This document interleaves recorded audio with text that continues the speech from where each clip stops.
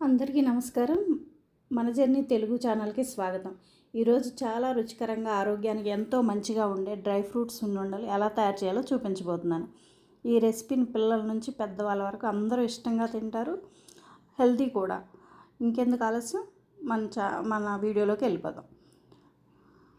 First ఇవి నువ్వులండి. అన్నీ 100 grams తీసుకున్న డ్రై ఫ్రూట్స్ అన్నీ. ముందు డ్రై ఫ్రూట్స్ అన్నీ వేపిన వీడియో మిస్ అయిపోయింది. ఇప్పుడైతే నువ్వుల వీడియో అయితే వస్తుంది మీకు. ఇట్లా 100 గ్రామ్స్ నువ్వులు తీసుకుని కొంచెం లైట్గా ఎర్రగా స్మెల్ వస్తుంది మనకి. స్మెల్ వచ్చే వరకు వేపుకోవాలి స్లోగా. అన్నీ విడివిడిగా వేపుకుని పక్కన పెట్టుకోవాలండి. నేను అన్ని డ్రై ఫ్రూట్స్ అన్నీ ఆల్రెడీ వేపటం అయిపోయింది, మీకు చూపిస్తాను. ఇవి వేపేసిన తర్వాత ఈ ఎండు ఖర్జూరాలు విత్తనాలు తీసేసి వాటిని కూడా లైట్గా వేపుకోవాలి, ఎందుకంటే మిక్సీ పడాలి కదా ఇవి, అందుకని లైట్గా వేపాను. ఆ తర్వాత మినుములు కూడా 1/2 kg లోపే తీసుకున్నానండి. డ్రై ఫ్రూట్సే ఎక్కువ ఉన్నాయి, మినుములు తక్కువ ఉన్నాయి. అంటే ఇంచుమించు దాని డ్రై ఫ్రూట్ లడ్డు అనొచ్చు సున్నుండల కంటే కూడా. మినుములు కొంచెం లేటుగానే వేగుతాయండి, అయినా కూడా ఎర్రగా వచ్చే వరకు వేపుకోవాలి. మనకు మంచి సువాసన వస్తూ ఉంటుంది. అవి వేగినప్పుడు మంచి మినుములు వేగుతున్న వాసన వస్తుంది. అప్పటి వరకు వేపుకొని తీయాలి. కలర్ కూడా చేంజ్ అవుతుంది, రెడ్గా కొంచెం లైట్ బ్రౌనిష్గా.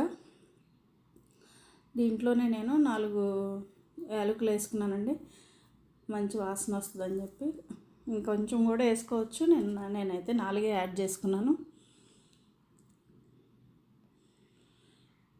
ఇలా స్లోగా చిన్న మంట మీద వేపుకోవాలండి. పెద్ద మంట మీద వేపితే ఊరికే మాడిపోతాయి, కానీ అవి వేగవు.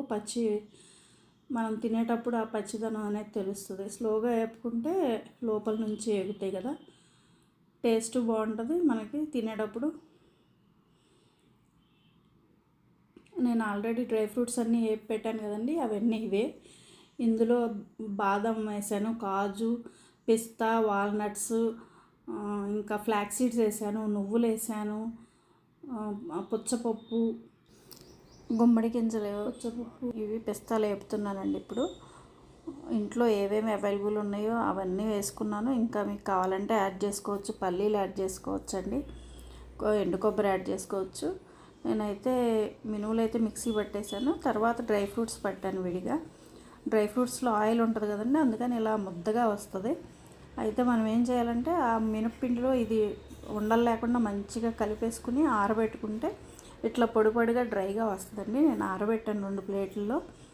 ఇలా ఆరబెట్టేసి నేను డబ్బాల్లో తీసి పెట్టేసుకుంటాను. కొంచెం టేస్ట్ చూద్దామని చెప్పి, కలుపుదామని చెప్పి కొంచెం తీసానండి.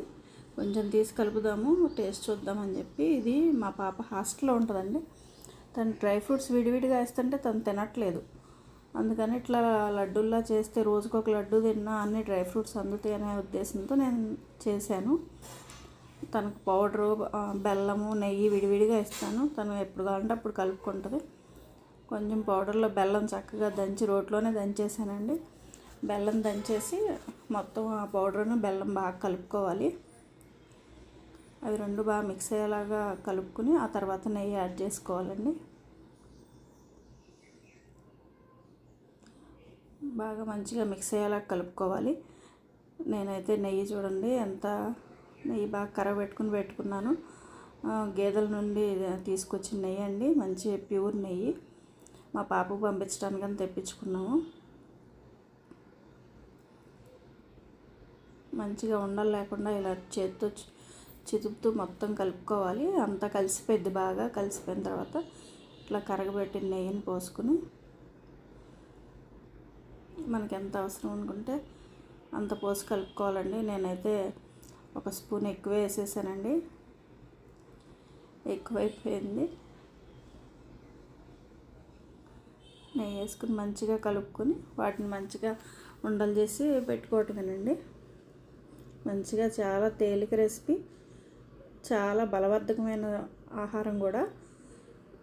చిన్నప్పుడు మనకి పెద్దోళ్ళు సున్నుండలు బాగా చేసి పెట్టేవాళ్ళు కదండి. ఇప్పుడు మనం కొంచెం డ్రై ఫ్రూట్స్ అవి యాడ్ చేసుకుంటే పిల్లలకి, ఇప్పుడు పిల్లలు ఏం తినట్లేదు కదండి, ఇలా చేసి పెడితే వాళ్ళకి కాస్త పోషణ అందిద్దని. మీరు కూడా మీ పిల్లలకు చక్కగా చేసి పెట్టుకోండి. థ్యాంక్స్ అండి, బాయ్. మళ్ళీ వీడియోలో కలుద్దాం.